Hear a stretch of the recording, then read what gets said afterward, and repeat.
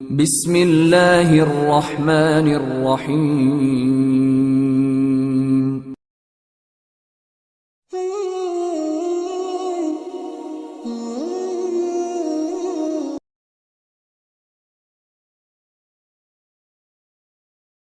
ہاشم بن قاسم ابو نضر نے کہا، ہمیں سلیمان بن مغیرہ نے ثابت کے حوالے سے یہ حدیث سنائی۔ انہوں نے حضرت انس بن مالک رضی اللہ عنہ سے روایت کی کہ ہمیں رسول اللہ صلی اللہ علیہ وسلم سے غیر ضروری طور پر کسی چیز کے بارے میں سوال کرنے سے روک دیا گیا، تو ہمیں بہت اچھا لگتا تھا کہ کوئی سمجھدار بادیہ نشیں آپ کی خدمت میں حاضر ہو اور آپ سے سوال کرے اور ہم بھی جواب سنیں۔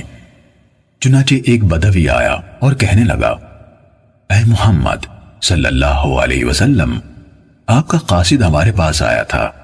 اس نے ہم سے کہا کہ آپ فرماتے ہیں اللہ تعالیٰ نے آپ کو رسول بنا کر بھیجا ہے۔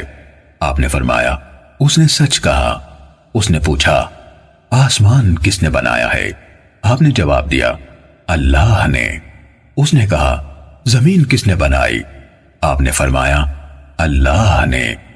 اس نے سوال کیا یہ پہاڑ کس نے گاڑے ہیں اور ان میں جو کچھ رکھا ہے کس نے رکھا ہے؟ آپ صلی اللہ علیہ وسلم نے فرمایا اللہ نے۔ بدوی نے کہا اس ذات کی قسم ہے جس نے آسمان بنایا، زمین بنائی اور یہ پہاڑ نصب کیے، کیا اللہ ہی نے آپ کو رسول بنا کر بھیجا ہے؟ آپ صلی اللہ علیہ وسلم نے جواب دیا ہاں۔ اس نے کہا آپ کے قاصد نے بتایا ہے کہ ہمارے دن اور رات میں ہمارے ذمے 5 نمازیں ہیں۔ آپ نے فرمایا اس نے درست کہا۔ اس نے کہا اس ذات کی قسم جس نے آپ کو بھیجا ہے، کیا اللہ ہی نے آپ کو اس کا حکم دیا ہے؟ آپ نے جواب دیا ہاں۔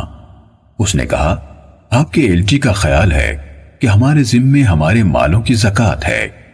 آپ نے فرمایا اس نے سچ کہا۔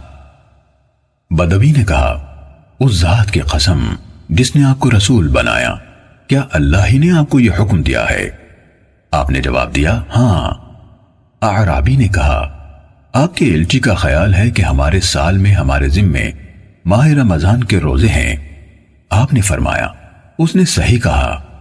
اس نے کہا اس ذات کی قسم جس نے آپ کو بھیجا ہے، کیا اللہ ہی نے آپ کو اس کا حکم دیا ہے؟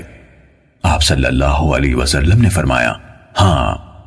وہ کہنے لگا آپ کے بھیجے ہوئے قاصد کا خیال ہے کہ ہم پر بیت اللہ کا حج فرض ہے، اس شخص پر جو اس کے راستے کو طے کرنے کی استطاعت رکھتا ہو۔ آپ صلی اللہ علیہ وسلم نے فرمایا اس نے سچ کہا۔ حضرت انس رضی اللہ عنہ نے کہا پھر وہ واپس چل پڑا اور چلتے چلتے کہا اس ذات کی قسم جس نے آپ کو حق کے ساتھ بھیجا ہے، میں ان پر کوئی اضافہ کروں گا نہ ان میں کوئی کمی کروں گا۔ اس پر نبی کریم صلی اللہ علیہ وآلہ وسلم نے فرمایا اگر اس نے سچ کر دکھایا تو یقیناً جنت میں داخل ہوگا۔ صحیح مسلم حدیث نمبر 102۔